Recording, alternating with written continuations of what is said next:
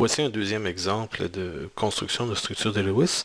Vous avez une molécule relativement simple ici, le HCN, l'acide cyanhydrique. On va essayer d'appliquer toujours la même méthode, c'est-à-dire commencer par faire la somme des électrons de valence.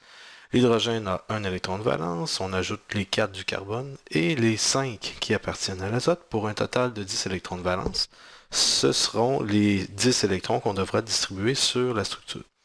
Ensuite, on va placer les atomes, toujours un peu avec la même méthode, c'est-à-dire en plaçant au centre l'atome le moins électronégatif.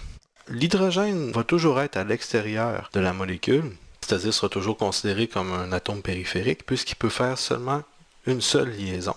Donc, il ne pourra jamais se retrouver comme atome central, c'est pour ça que je l'ai placé du côté gauche.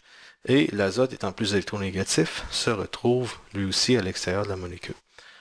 On a donc 10 électrons de valence à placer. On commence par les liaisons, c'est-à-dire 2 et 4 électrons.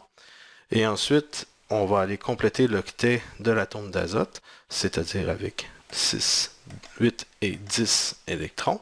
L'atome d'hydrogène est une exception, va quant à lui respecter ce qu'on appelle la règle du doublet. Donc, il va toujours avoir seulement 2 électrons autour de lui, donc une seule liaison, comme il est placé dans cette molécule. Maintenant, quand on examine cette structure, on se rend compte qu'il y a un problème, c'est-à-dire que l'atome central, le carbone, n'a pas 8 électrons autour de lui, il en a seulement 2 et 4. Donc son octet n'est pas respecté. Et ce qu'il faut faire dans une situation semblable, c'est-à-dire il faut prendre des électrons des atomes périphériques et les transférer en doublet liant vers l'atome central. Donc ça va ressembler un peu à ceci. On va prendre un doublet de l'azote pour le ramener vers le carbone pour faire une liaison. Donc ça va ressembler à ça. Maintenant, le carbone est rendu à 6 électrons, il en manque encore 2. Donc on va prendre un deuxième doublet de l'azote et on va l'amener sur le carbone également. Donc on remarquera ici que le carbone a maintenant 8 électrons autour de lui. On a souvent l'impression que l'azote a perdu des électrons dans le processus, mais c'est pas vrai.